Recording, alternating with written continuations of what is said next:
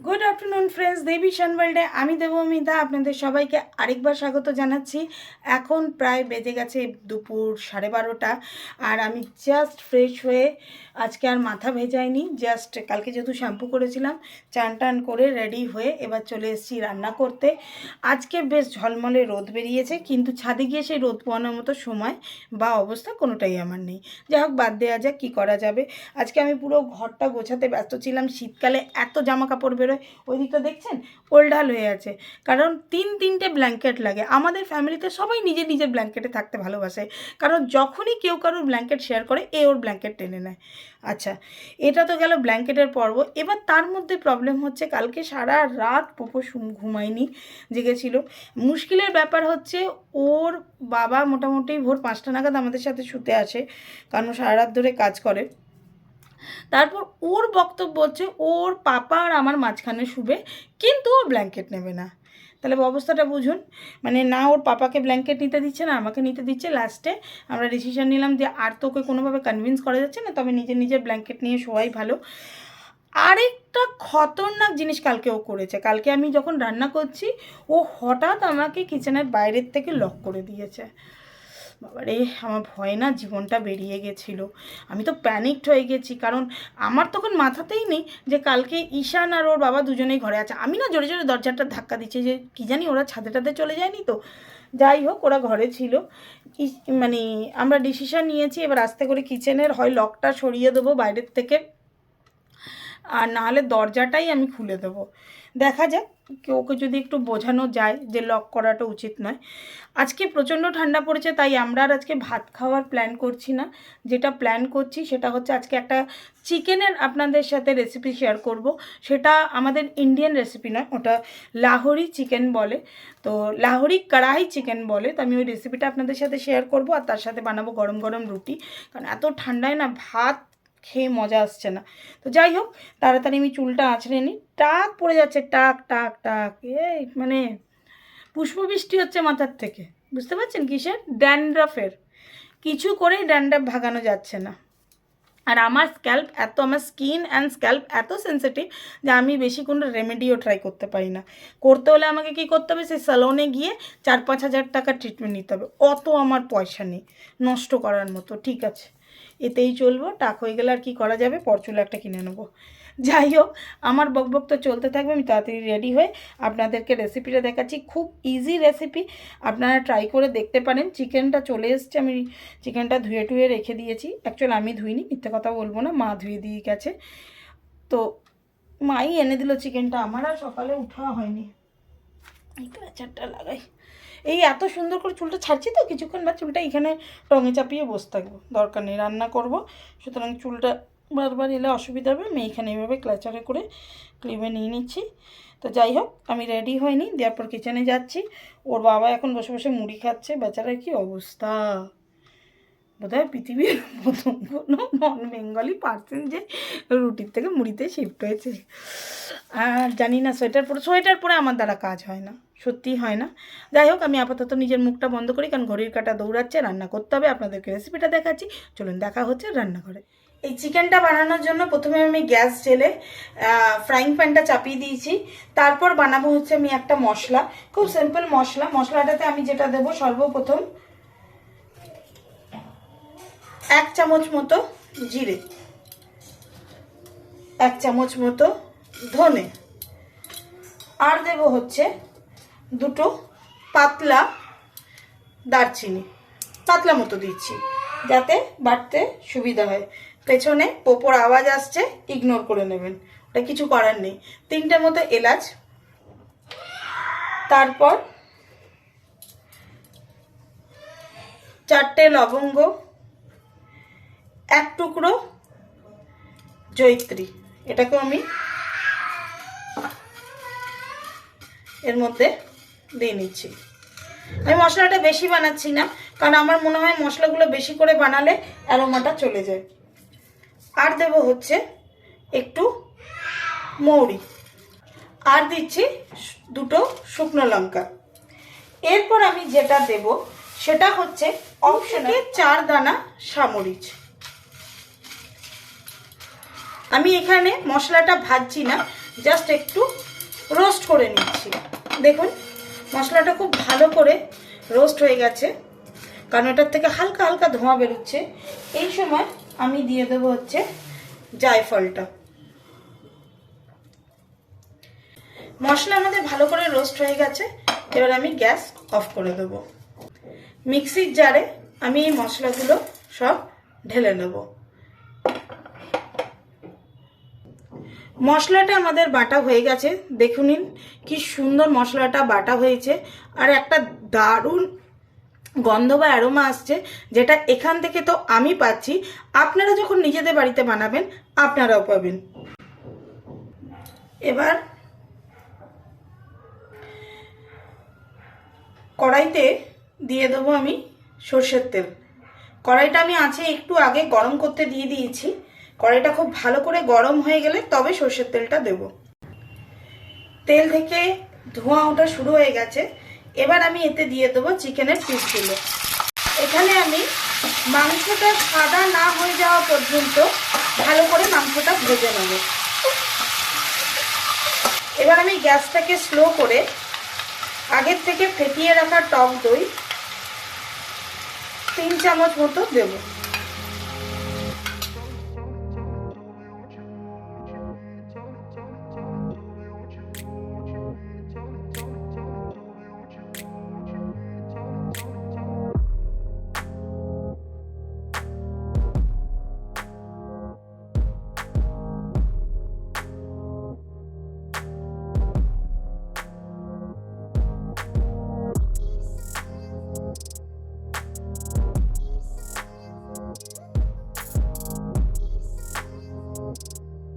দেখতে পাচ্ছেন এখানে আর মোটামুটি জল আর নেই, যেটা আছে সেটা তেল।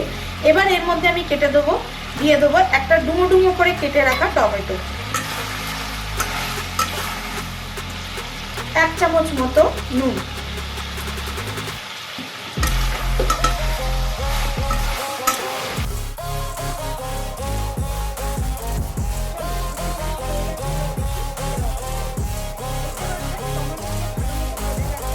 আদা রসুনের পেস্ট আমি এখানে 1.5 চামচ মতো দিচ্ছি। দেবো হচ্ছে 8 চা চামচ হলুদ গুঁড়ো, 1 চা চামচ ঝাল লঙ্কা গুঁড়ো, আর 1 চামচ ধনে গুঁড়ো। ভালো করে আবার নাড়িয়ে চাড়িয়ে নেব।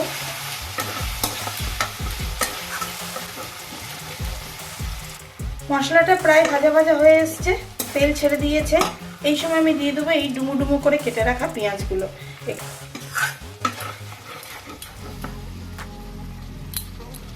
দেখতে পাচ্ছেন এখানে মোটামুটি মাংস পুরোপুরি তেল ছেড়ে দিয়েছে। এই সময় আমি বেশি না আর 1 চা চামচ মতো টক দই দিচ্ছি, বেশি দেবো না আমি। আর দেবো হচ্ছে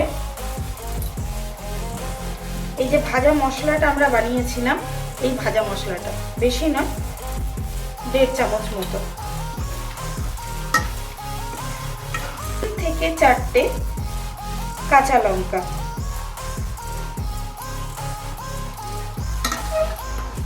অপশনাল, আপনারা চাইলে ইউজ করতে পারেন, না হলে না ইউজ করতে পারেন। মশলাটা যখন ভালো করে ভাজা হয়ে গেছে, এই সময় অল্প একটু গরম জল দেব। মনে রাখবেন এইখানে গরম জলই দিতে হবে, বেশি নয়।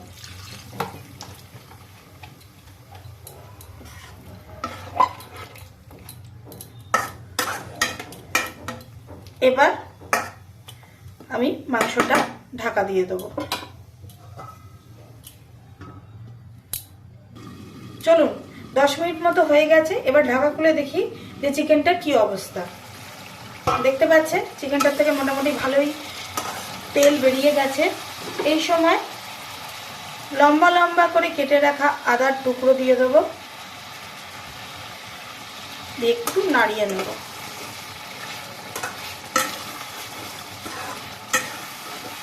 আর দিয়ে দেবো কেটে রাখা ধনেপাতা, আর দেব 1 চা চামচ মতো কসুরি মেথি।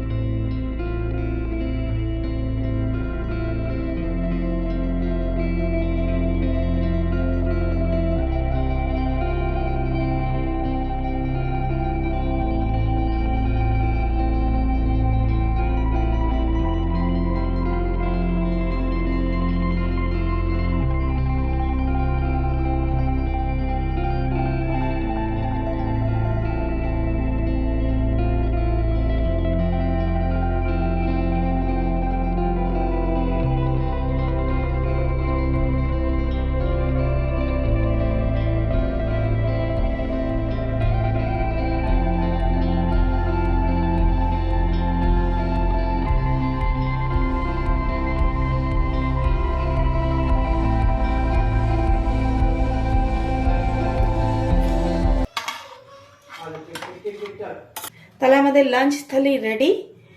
আজকে লাঞ্চে রয়েছে লাহোরি কড়াই চিকেন, গরম গরম রুটি। আর আজকে আমি স্যালাডটা ফ্যান্সি করে কাটিনি, আমি এটা একদম ধাবা স্টাইল কেটেছি। ধাবাতে যেরকম লম্বা লম্বা করে দেয়, শসা, গাজর, পেঁয়াজ, লঙ্কা। এই হচ্ছে আমার থালি, যেটা ক্যামেরার থেকে এদিক ওদিকে চলে যাচ্ছিল। দেখো আমি আবার ফোকাসে নিয়ে চলে এসেছি। চলুন লাঞ্চ দেওয়া যাক।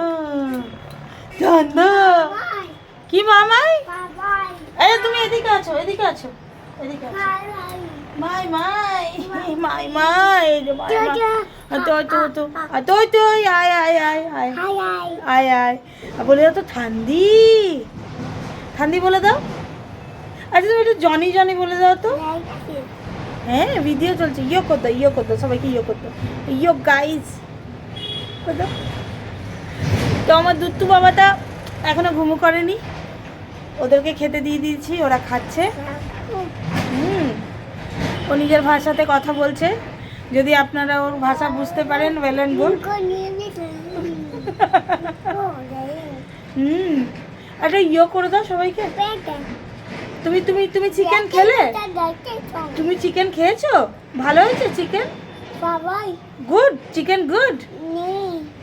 কি ফুল ফ্লাওয়ার? তো যাই হোক, ওরা খাবার খাচ্ছে, ওদের খাবার খাওয়া হয়ে গেলে আমি খেতে বসবো। তারপর যাব একটু বাইরে মাকে নিয়ে, যে আপনাদেরকে তো জানালামই মাকে ডাক্তার দেখানোর ডেট আছে আজকে। তো আজকে দেবমিতা এখানে আমার